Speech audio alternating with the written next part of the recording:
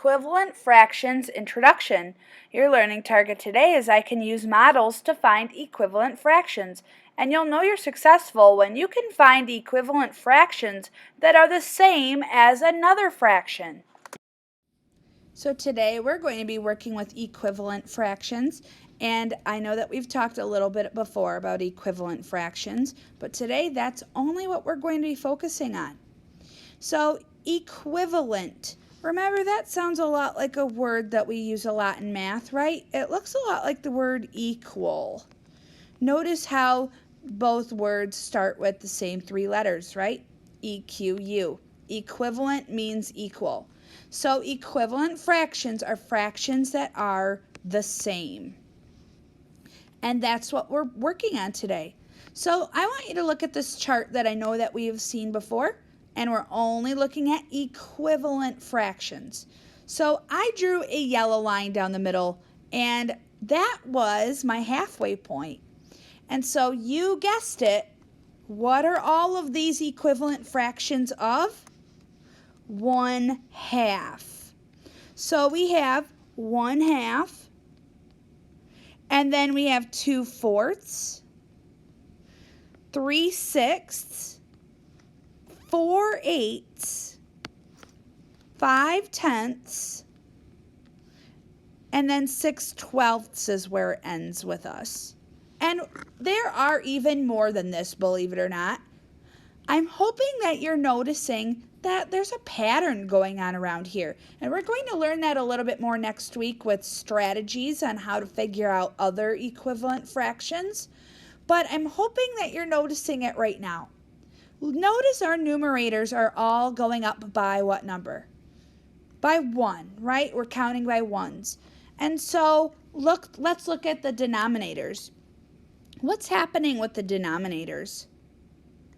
Looks like we start with 2, 4, 6, 8, 10, 12. Well, that looks like it's counting by twos. They're all like using a pattern. And so by noticing that, you will be able to figure out other equivalent fractions. And yes, they are all the same as 1/2. So if I were to do that, what would be our numerator if I came up with a new equivalent fraction? What is one that we could do by following this pattern?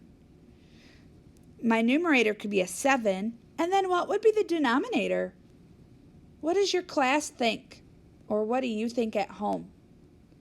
If it's counting by twos, 14 should be that denominator. Nice job. And also, I want you to notice that 7 is half of 14, 6 is half of 12, 5 is half of 10, 4 is half of 8, 3 is half of 6, 2 is half of 4, and yes, 1 is half of 2. So that also works. It doesn't matter how many pieces I have. If this was like a little breadstick again, I know we've used that example before. Or if that breadstick that's right at the top in purple. There we go. There's 2 pieces. And down here for 12ths, there are 12 pieces. But guess what?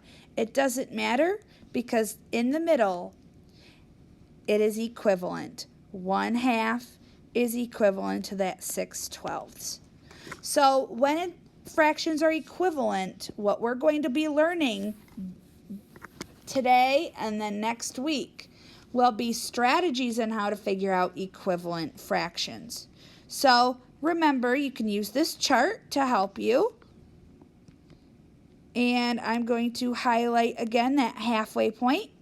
And also there are some more. So here's 1/4. It's equivalent to 2/8 and then 3/12.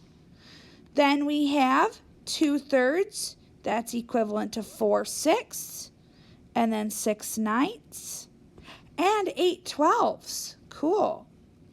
So lots of equivalent fractions that we are going to be working with.